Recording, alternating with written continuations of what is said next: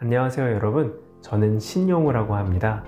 구글을 기반으로 하는 스마트워크 이야기를 여러분과 함께 나누고자 이렇게 자리를 마련했습니다. 지난 10년 동안 제가 기관에서 어떻게 도입하였고 또 어떻게 그것들을 활용했는지, 그리고 실제로 사용했던 실습 예제까지 하나하나 차분히 여러분과 나누고 또 공부하고 싶어서 이렇게 준비해 봤는데요.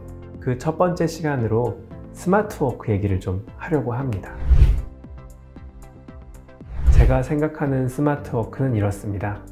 우리의 사명, 그것을 이루기 위해서 우리가 일하는 총체적인 방식, 방법, 문화, 그런 모든 것들을 계속해서 끊임없이 그 상황과 시대에 맞춰서 바꿔나가기 위해서, 개선해 나가기 위해서 노력하는 그 일련의 모든 과정이라고 생각을 합니다. 우리가 그동안 생각했던 스마트워크가 그저 구글 도구 쓰고 혹은 워라벨 같은 거 이루고, 물론 그것들이 달콤한 결과물은 될 수 있겠죠. 그렇지만 계속해서 끊임없이 우리에게 위기로 다가오는 이 사회 속에서 어쩔 수 없이 혹은 좀 더 능동적으로 변화를 준비해야 된다고 생각합니다. 준비하는 모든 것들을 스마트워크라고 생각하고, 그렇게 계속해서 변화하기 위해서 오늘 이 자리에 앉아 계신, 함께 공부하시는 여러분이 바로 스마트워커라고 생각합니다. 물론 우리가 일하는 환경은 많이 바뀌었겠지만 그래도 실천하고자 하는, 이루고자 하는 본질, 가치는 변하지 않았죠. 지금도 저는 이제 사회복지사니까 사회복지사 선서라든지 이런 것들을 보면 여전히 그 단어가 주는, 그 문장에 주는 울림이 있고, 또 마땅히 앞으로도 그렇게 일해야겠다는 생각이 듭니다. 워크스페이스에는 여러 도구들이 있는데요. 우리가 흔히 알고 있던 구글 드라이브, 캘린더, 지메일, 이런 대표적인 도구들이 있죠. 이 세 가지만 기본적으로 알면 여러분께서 최소한의 어떤 클라우드 환경, 그러니까 실시간으로 자료를 공유하고 어디서든지 일할 수 있는, 언제든지 소통할 수 있는 그런 구조는 이루었다고 생각하시면 될 것 같고요. 이 속에 세부적으로 들어가면 각종 구글 문서나 도구들, 설문지 이런 게 여기 들어있고, 그 외에도 창의적으로 소통하고 자료를 모을 수 있는 구글 포토나 지도, 구글 미트 같은 화상회의 도구들도 이 안에 다 포함이 되어 있습니다. 그 외에도 더 많은 기능들은 있지만 우리가 흔히 쉽게 쓸 수 있는 도구들이 이렇게 있어서 제가 강의를 통해서 여기에 있는 도구들을 소개해 드리려고 합니다. 단순히 도구만 바꾸는 거, 거기서 그치지 않고 그 도구를 잘 사용하고 서로의 의견을 편하게 교환하고 함께 협업할 수 있는, 여러 말할 수 있는 분위기, 이거 정말 중요하다고 생각합니다. 여러분 구글 업무도구 사용하시면요, 제 개인적으로 이렇게 생각합니다. 바로 일하는 방식의 변화가 시작이 되는 거죠. 우리가 조직 문화부터 건드는 건 사실 쉽지 않은 것 같아요. 그런데 도구를 바꾸면 조직 문화도 바뀐다고 생각합니다. 물론 함께 가면 제일 좋겠죠. 그런데 그렇게 시작하는 게 생각보다 쉽지는 않습니다. 우리 모든 직원들의 동의와 합의, 기다림, 인내심도 필요하고요. 그래서 우선 여러분께 말씀드리고 싶은 건 가장 쉬운 것부터 하나씩 해보는 겁니다. 거창한 것부터 시작하지 않고요, 작은 것부터 했으면 좋겠습니다.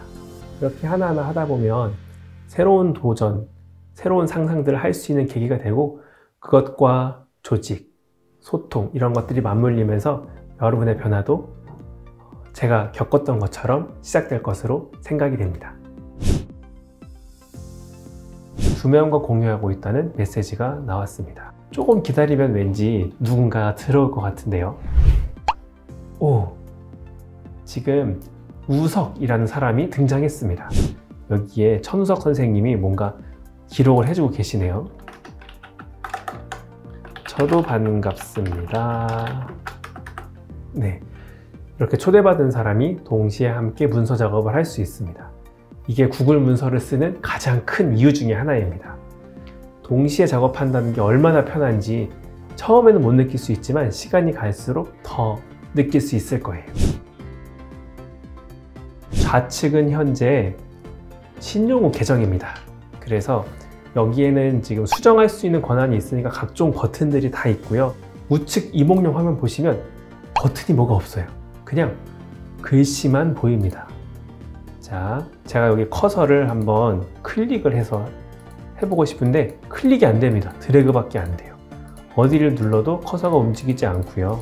좌측에 있는 신용 화면에서는 제가 누르면 이렇게 커서가 나오고 작성할 수 있는데, 네, 우측 이목용 화면에서는 클릭도 안 되고 타이핑도 되지 않습니다. 제가 열심히 지금 불타오르는 타이핑 소리 들리시죠? 아무 소용 없습니다.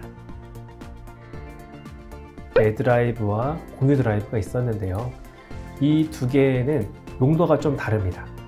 내 드라이브는 내가 작업할 공간 이렇게 생각하시면 될 것 같고요. 공유 드라이브는 다른 사람들과 공유하는 거죠. 근데 물론 이렇게 생각할 수 있습니다. 내 드라이브에서도 공유할 수 있는데요. 왜 공유 드라이브는 별도로 필요한가요?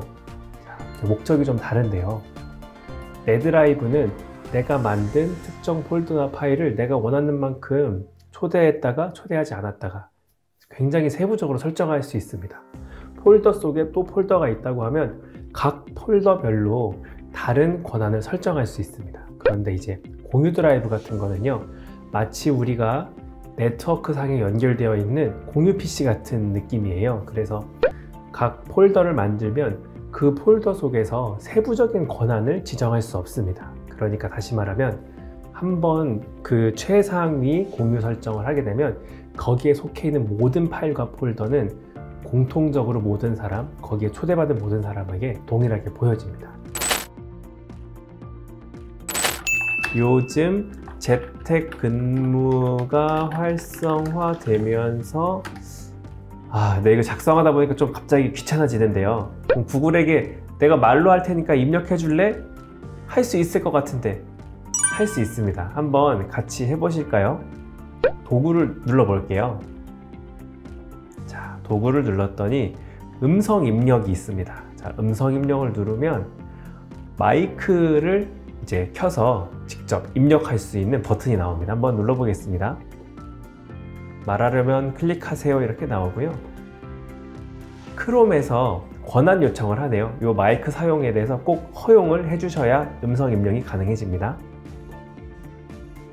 그러면 이제 저는 지금 미리 준비한 이어폰이 있는데요. 이제 노트북이 아니다 보니까 데스크탑에서는 마이크가 따로 없잖아요. 그래서 제가 저희 데스크탑에다가 미리 이제 평소에 쓰던 그 이어폰을 이렇게 연결을 해놨습니다. 물론 여러분 요즘 줌 쓰시느라고 헤드셋 쓰시는 분들 있다고 하면 헤드셋 연결해서 하셔도 상관없습니다. 이렇게 이제 연결된 상태에서 말을 하는데 벌써 이만큼 타이핑이 돼버렸어요. 이건 사업의 필요성이 아니라 왠지 이어폰의 필요성 같긴 합니다. 아무튼 너무 잘 입력이 됩니다.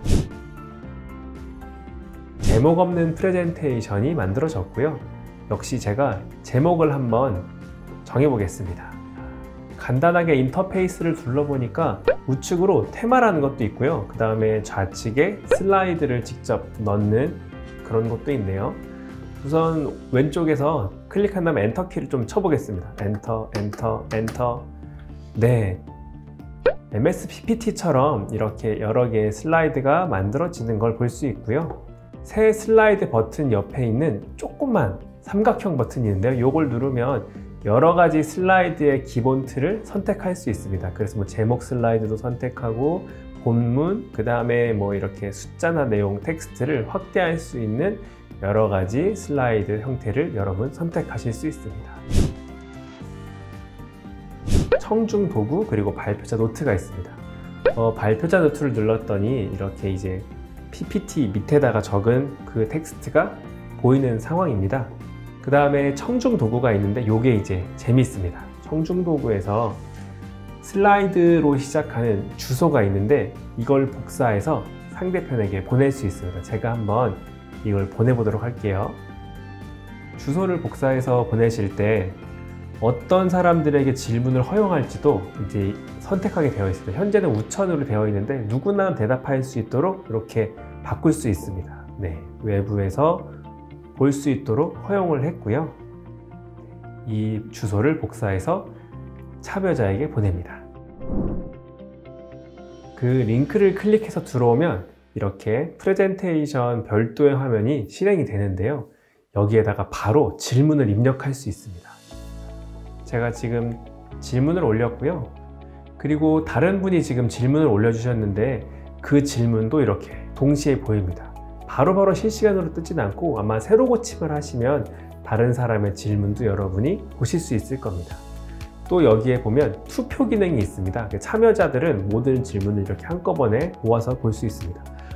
밑에 익명 질문이 올라왔어요. 누구일까요? 했는데 네, 제가 이렇게 좋아요, 좋아요, 싫어요 투표를 해보도록 하겠습니다. 그러면 이 화면은 이제 청중들 누구나 볼 수 있는 화면이고요. 발표자 입장에서 어떻게 보이는지 한번 보여드릴게요. 이번에 볼 양식은 시간의 근무 신청서 양식인데요. 저의 강의 중에서 구글 스마트워크 도입 이야기 강의 보시면 시간의 근무 수당을 어떻게 도입을 했다 그런 얘기 기억나시죠? 그 양식이 바로 이 양식입니다. 여기에 보시면 제가 데이터 입력 한번 눌러볼게요. 우리 직원들이 한 곳에 내가 언제 시간의 근무를 하고 싶습니다 하는 내용을 쭉 적도록 되어 있어요. 여기에다가 적고 직원 코드가 있는 이유는 매번 자기 이름을 적기가 좀 불편하니까 수식으로 이렇게 땡겨올 수 있도록 만들어 놓은 부분입니다. 그리고 통계를 탁 누르면요. 자, 보여드릴게요. 통계를 눌렀더니 누가 언제 몇 시간을 했는지 한눈에 보입니다. 급여를 계산하는 담당자가 한 달에 한 번만 여기에 들어와서 보면 되는 거죠. 아, 김 과장님 1월 달에 7시간 하셨네. 7시간 시간의 근무수당 챙겨드리면 되겠구나. 너무 간단하죠? 일일이 그걸 다 확인할 필요가 없는 겁니다. 한눈에 들어오니까요. 데이터 입력에 들어가면 언제부터 언제까지 무엇을 하겠다는 내용이 다 들어있고, 마찬가지로 얘도 피벗 테이블을 잘 돌리기 위해서 연어리를 다시 분리시키는 작업을 해줬습니다. 그리고 제가 이대로만 쓰면 좀 아쉽고 더 자동화하고 싶어서 인쇄 기능도 넣었는데요. 확대해서 한번 보여드릴게요. 네, 여러분 별로 좋아하지 않는 함수들입니다. if를 걸어서 인덱스 매치 함수가 있는데, 사실 여기 지금 숨겨져 있는 행에 다른 함수들이 더 사실 숨어 있긴 합니다. 그리고 이제 여기에서 이 날짜는요, 앞에 근무일에다가 입력하면 자동으로 모든 일지가 촤라락 바뀌게 제가 그렇게 만들어 놨어요. 그래서 이제 인쇄를 누르면 그날 누가 시간에 근무를 하는지 명령서가 자동 생성이 되고요. 하단에 내려가면 확인 대장이 있어서 확인 대장까지 자동으로 만들어집니다. 그럼 이제 얘를 인쇄하면 근무 시간, 실제 근무한 시간과 또 이제 서명을 자필로 하는 거죠. 인쇄 버튼 눌러서 보여드릴게요. 마치 한글 프로그램에서 만든 그런 양식 같아 보이죠? 시간의 근무 명령서가 쭉 있고요. 직원이 입력한 수만큼 여기가 자동으로 채워질 겁니다. 그리고 확인 대장도 있습니다. 여기는 자필로 이제 적게 됩니다. 다음 페이지도 완성이 됩니다. 다음 페이지도 가보면 얘를 인쇄해보면 역시나 잘 되어 있는 걸 확인할 수 있습니다. 요걸 관리하는 담당자가 한 달치도 뽑을 수 있어요. 요건 비밀입니다. 원래 매일매일 이제 인쇄해서 결제 받거나 사인을 받아야 되겠죠. 그래서 이렇게 이제 피벗 테이블을 활용해서 통계를 볼 수 있고, 몇 가지 수식을 활용하면 자동 인쇄 기능도 사용할 수 있습니다. 이 수식을 여러분이 바로 공부하시는 게 좀 어려울 수도 있을 텐데요. 일단 파일을 눌러서 사본 만들고 간단하게 제목 정도 바꾸면서 써보셔도 좋을 것 같아요.